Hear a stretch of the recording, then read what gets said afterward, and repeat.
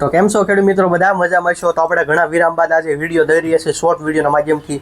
દિવાળી ઉજી છે, બેસતું વર્ષ ઉજી છે, પણ આપણે ડુંગળી સોંપવાની છે એ તો પાકું છે, કેમ કે ડુંગળી સોંપવા વગર તો આપણે રહી નથી શકવાના. તો આવનાર સમયમાં ડુંગળીના ભાવ કેવા રહેશે પણ હું તમને લાભ આવશે પછી કહીશ કેવું અનુમાન આવ્યું છે મહારાષ્ટ્ર બાજુથી, કેમ કે ડુંગળી બધાને સોંપી છે પણ બજાર ભાવ સારા રહી એવું પણ આપણે આવતા વર્ષમાં સારું રહેશે.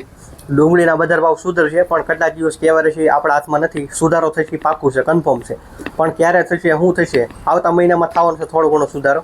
અને લાભ પાછી પછી નવી માર્કેટ ખુલે ત્યારે ખબર પડે. પણ આપણે ડુંગળી ક્યારે સોંપતા વાવેતર કરતા તો આપણે જમીનમાં શરૂઆતમાં જે એટલે જમીનમાં જે રોગ આવતો હોય મૂળને લગતું સિવાય રેડી ડુંગળી સોંપી હોય તો એને શરૂઆતમાં રોગથી બચાવવા માટે ટેકટીવલીનો ઉપયોગ કરો રેડી. આના રિઝલ્ટ સારા છે, ખેડૂતે વાપરા છે રેડી.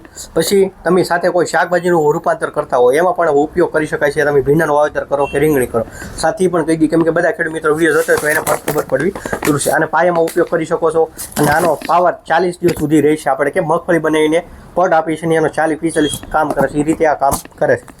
પછી આપણી ડુંગળી ગમે ત્યારે આગળ જાય એટલે સમય શું થાય, રોગ આવે તો આપણે ઓછા દિવસે પપ લેવો પડે.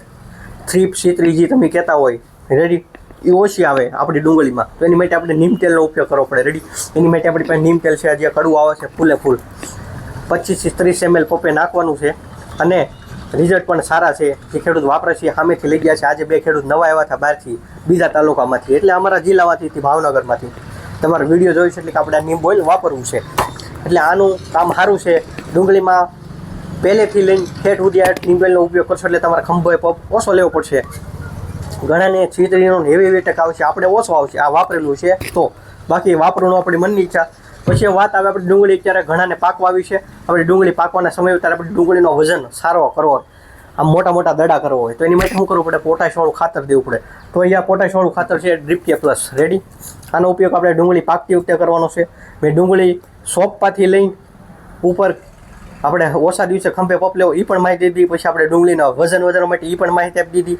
મેં સંપૂર્ણ માહિતી આપી દીધી છે. એ છતાં કોઈ પણ પ્રશ્ન હોય આપણું દુકાનનું એડ્રેસ આગળ પણ આવી ગયું છે. તો મળશું કાલે નેક્સ્ટ માહિતી નવા વિડીયો સાથે.